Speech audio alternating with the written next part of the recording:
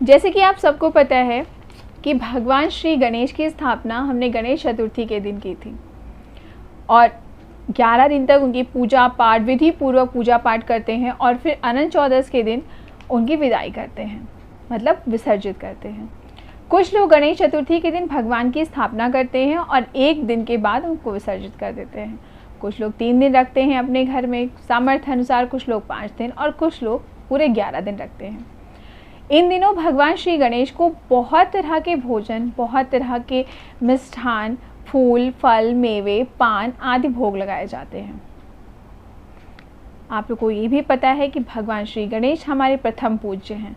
किसी भी मांगलिक कार्य में, किसी भी पूजा पाठ में हम सबसे पहले भगवान श्री गणेश का आह्वान करते हैं, तभी वो पूजा स्वीकार की जाती है। तो ऐसी कौन सी चीज़ है जो भगवान श्री गणेश को चढ़ाना अनिवार्य है, जो ज़रूरी है, जिसके बिना भगवान श्री गणेश हमारा भोजन स्वीकार नहीं करते हैं? कोई भी चीज़, किसी भी तरह की मिठाई या कुछ भी हम अगर उनको अर्पित करते हैं तो उसके साथ हमको वो चीज़ अर्पित करना ज़रूरी होता है। और क्या ऐसी चीज़ है जो मांगलिक होते हुए भी भगवान श्री गणेश को नहीं चढ़ाई जाती? आज इस वीडियो में हम ये दोनों चीज़ों के बारे में जानेंगे। तो चलिए वीडियो शुरू करते हैं। राम राम, जय श्री कृष्ण, राधे राधे, जय जगन्नाथ। एक बार फिर से स्वागत है आपका आपके चैनल पे जिसका नाम है कैच ऑल कलर्स विद आरती।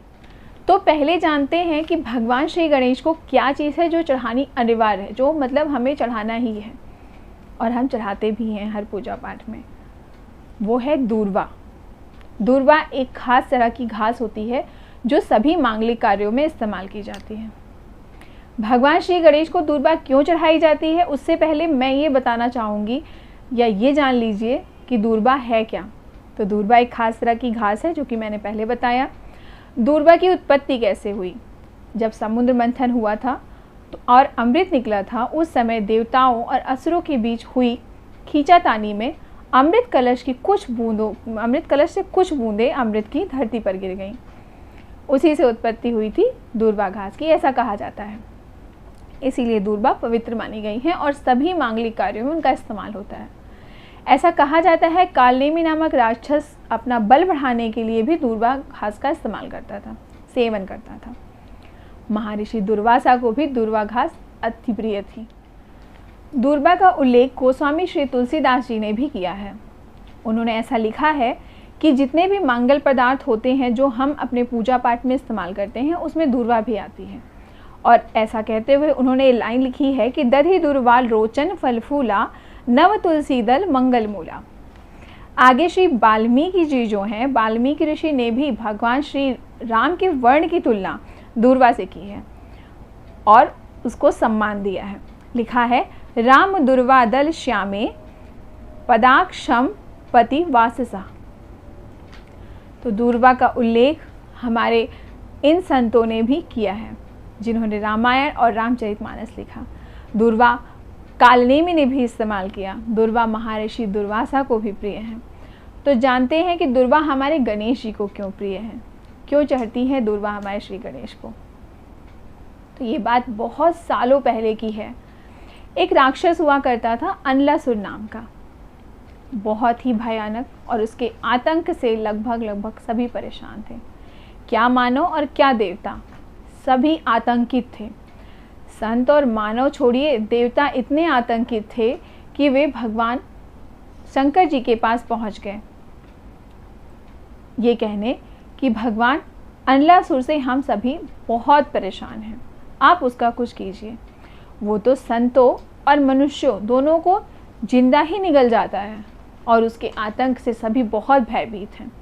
संत अपने यज्ञ आदि कार्य को छोड़ चुके थे अनलासुर के भय से। तब भगवान शंकर ने कहा कि अनलासुर का वध तो केवल श्री गणेश कर सकते हैं, तो आप सब श्री गणेश से प्रार्थना कीजिए। सभी देवतागण आदि भगवान श्री गणेश के पास गए और उनसे प्रार्थना की कि अनलासुर का कुछ कीजिए भगवान, उससे सभी बहुत आतंकित हैं, बहुत त्रस्त हैं। तो भगवान श्री गणेश ने अनलासुर के साथ युद्ध किया। इस भयानक युद्ध में जो कई दिनों तक चला, भगवान श्री गणेश ने अनलासुर को निगल लिया। अनलासुर को निगलने के बाद उसके मुख से एक अग्नि निकलने लगी जो कि भगवान श्री गणेश को परेशान करने लगी। उनके पेट में जलन होने लगी, उनके उदर में एक जलन होने लगी। तब महर्षि कश्यप ने दुर्वा घास को 21 गांठों में बांधकर भगवान श्री गणेश को खिलाया था, जिससे उनके पेट की अग्नि समाप्त हुई थी और उनको राहत मिली थी श्री गणेश जी को। तभी से और उस दुर्वा को खाकर भगवान श्री गणेश बहुत प्रसन्न हुए थे। तभी से भगवान श्री गणेश को किसी भी खाद्य पदार्थ के साथ दूर्वा घास चढ़ाना अनिवार्य होता है। हमारे बहुत सारे मांगलिक कार्यों में दूर्वा देखा गया है और ऐसा भी लिखा है कि जब हमारे यहाँ शादियाँ होती हैं तो जो जयमाल होते हैं उसमें भी उस घास का इस्तेमाल किया जाता था।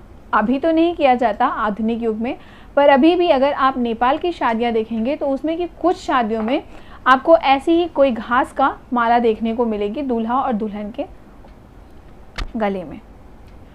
तो ये थी दूर्वा की कहानी कि दूर्वा भगवान श्री गणेश को क्यों पसंद थी। और अब कहानी जानते हैं कि ऐसी दूसरी चीज़ क्या है जो कि है तो मांगलिक पर भगवान श्री गणेश को नहीं चढ़ती, भगवान श्री गणेश को चढ़ाना वर्जित है। तो वो है तुलसी जी। जी हाँ, तुलसी दल बहुत ही मांगलिक है और हर मंगल कार्य में उसका इस्तेमाल किया जाता है। आज हम कोई भी प्रसाद, कोई भी भोग चढ़ाते हैं तो अगर हम उसमें तुलसी दल नहीं डालते तो भगवान द्वारा वो स्वीकार नहीं होती, ऐसा कहा जाता है। तुलसी जी का घर में होना अनिवार्य है, उनका पूजा पाठ करना अनिवार्य है। और ऐसा कहा जाता है कि जिस घर में तुलसी का पूजन होता है या उनके सामने दिया जलाया जाता है, उस घर में धन धान की कोई कमी नहीं होती है, हमेशा सुख समृद्धि रहती है। पर ऐसा क्या हुआ कि तुलसी जी हमारे गणेश जी को अप्रिय हैं, उनको नहीं चढ़ती। तो एक बार की बात है, गणेश जी गंगा किनारे तपस्या में लीन थे। उसी समय वहाँ से तुलसी माता गुजरी। तुलसी जी जो कि उस समय वृंदा थी, वो वहाँ से गुजरी। भगवान श्री गणेश को देखकर वो उन पे मोहित हो गई और भगवान श्री गणेश के सामने उन्होंने विवाह प्रस्ताव रखा कि मैं तुमसे विवाह करना चाहती हूँ। भगवान श्री गणेश ने उनको ऐसा कहते हुए मना किया कि मैं ब्रह्मचारी हूँ, मैं विवाह नहीं कर सकता, मैं आपसे विवाह नहीं करूँगा, मैं अभी तपस्या में लीन हूँ, मैं ब्रह्मचारी हूँ। इस पर तुलसी माता या वृंदा कुपित हो गई और उन्होंने भगवान श्री गणेश को 2 शादियाँ होने का श्राप दे दिया। तो भगवान श्री गणेश ने भी उनको एक असुर से शादी होने का श्राप दे दिया। जब माता तुलसी को, वृंदा को अपनी गलती का एहसास हुआ और वो भगवान से क्षमा मांगने लगी, तब भगवान ने उनसे कहा कि तुम्हें श्राप तो मिल चुका है, तो तुम्हारी शादी एक शंखचूड़ नामक राक्षस से होगी, पर तुम बहुत बड़ी विष्णु भक्त होगी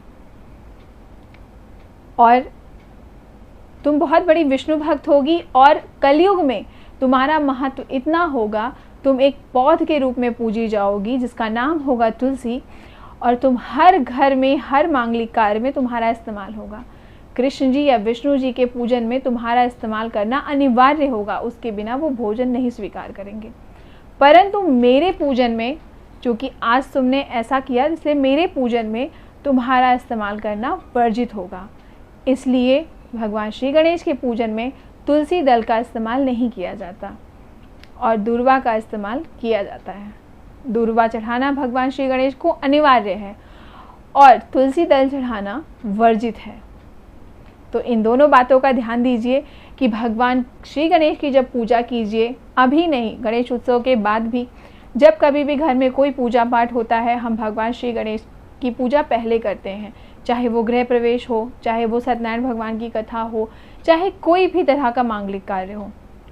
तो इस बात का खास ख्याल रखिए कि भगवान श्री गणेश की प्रतिमा के पास तुलसी दल कभी भूल कर भी ना चढ़ाएं और दुर्वा को जरूर चढ़ाएं। दुर्वा घास भगवान श्री गणेश को अत्यंत प्रिय है। तो ये थी आज की रोचक कहानियाँ। अगर आपको पसंद आई हो तो सुनिए, पूरा अपने बच्चों को सुनाइए, अपने आसपास लोगों के साथ शेयर कीजिए।